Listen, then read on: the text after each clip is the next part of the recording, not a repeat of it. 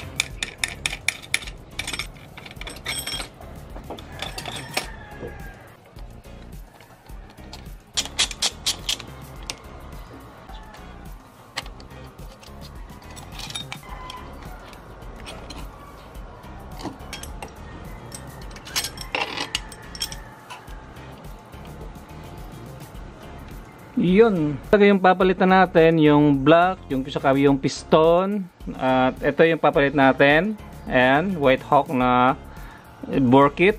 63.5 mm.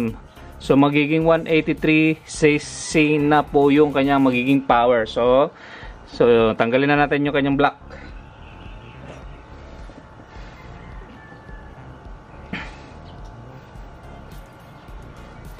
Yun. So walang problema tong block niya, hindi rin to umusok. So itatago ko lang to. Ayan o. Kasi malinis pa yung block niya neto. Ayan o. So walang tama to. So ang magiging papalitan natin dito is buo. Ayan.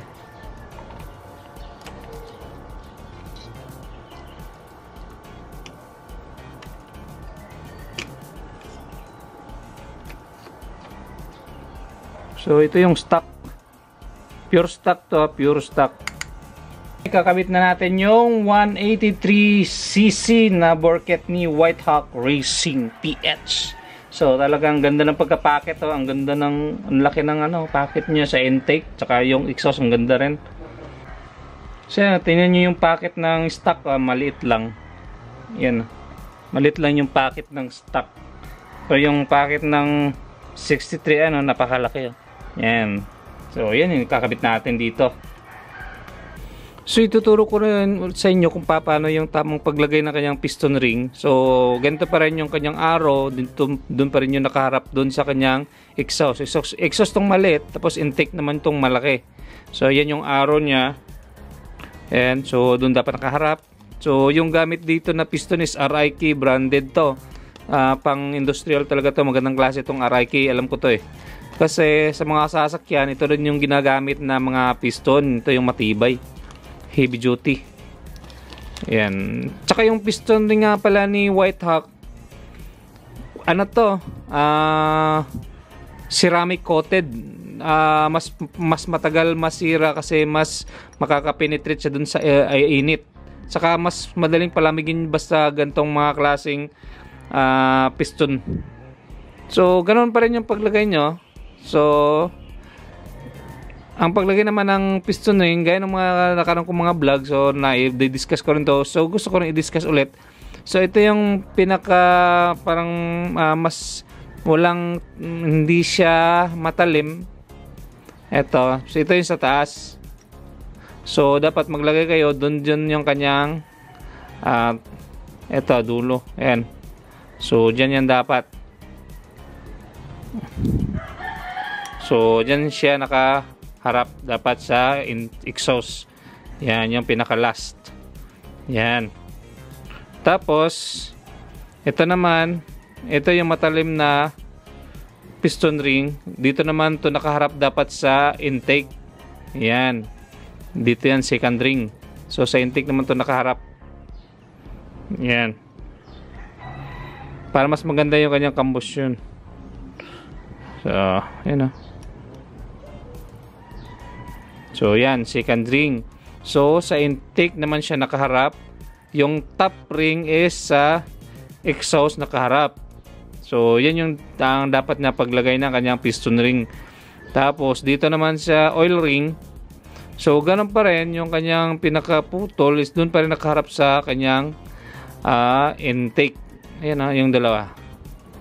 Ito yung tinatawag na oil ring. So dito dapat siya nakaharap sa intake. Dito yan sa pinakailalim. Yan yung paglagay ng tamang paglagay dun sa kanyang piston ring. So yung top ring nasa exhaust, yung second ring andito naman sa intake, at ganoon din yung kanyang oil ring. Yan. Dito rin yan sa intake. So ganoon lang pag mag-setup ng piston ring dun sa tamang paglagay. So tapos pag maglagay, so ganoon pa rin yung kanyang arrow. Ayan. Yan, ganoon lang.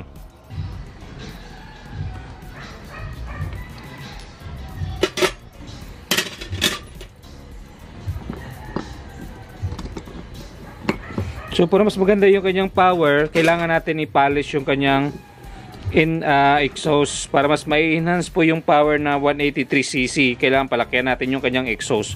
Kasi pag hindi, baliwala yung kanyang power, hindi siya makapag-perform ng maayos. So tanggalin natin yung intake saka yung exhaust.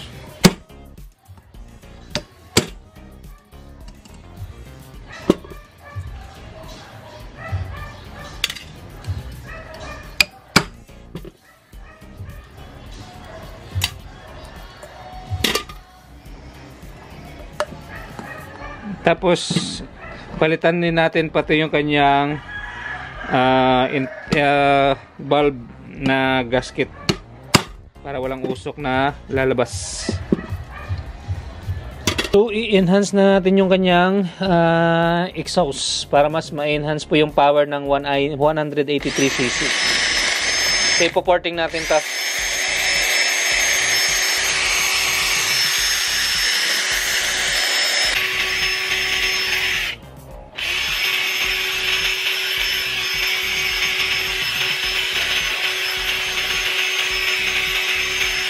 Yung intake manifold ng carburetor, pwede rin natin tong i-port para mas lalong makakapag-perform siya ng mas maganda. Lalo na pag mag-load kayo ng mga malalaking carburetor para mas enhance.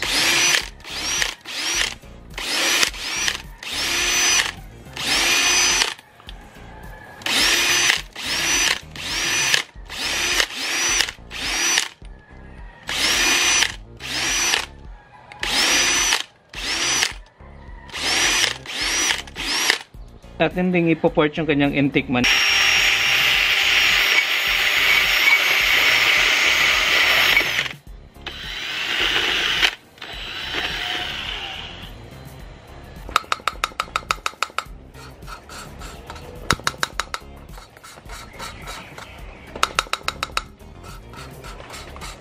Gamit ko nga pala dito is yung fine lang na tawag dito. Ito grinding compound. So yung gamit ko lang dito is yung fine. So ganun din, lagyan din natin dito sa kanyang intake. So kailangan mas maganda yung performance kasi pagka pinapolish nyo, kasi talagang mas maganda yung pagkaka-settings. Yan. So intake naman tayo.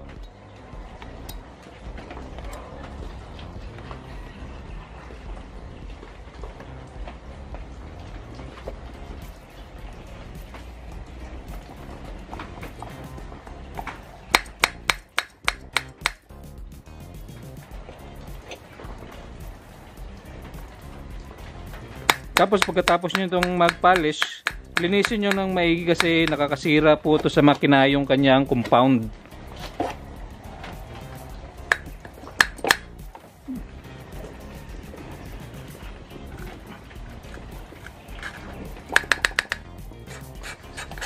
So sa intake naman tayo.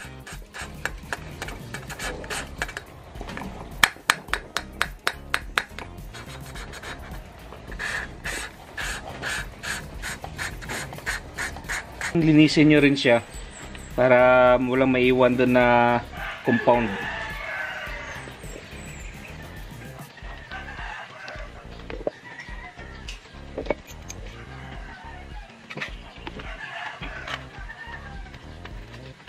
So ikabit na natin yung ating bagong valve seal. So bumili talaga tayo ng bago panigurado para walang usok na lalabas dito sa kanyang head. So medyo may kamahalan talaga yung valve seal ngayon, no? 177 po yung isa. So ito original talaga yung gagamitin natin, panigurado tayo. Ayan. So kabit natin. Lagyan muna natin ng konting langis para mas madaling makaipasok.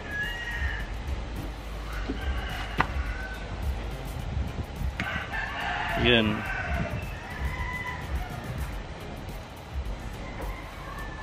So yun na. So install na natin ngayon yung kanyang intake at saka exhaust. It's my life. Lazy, lazy, lazy, lazy. It's my life.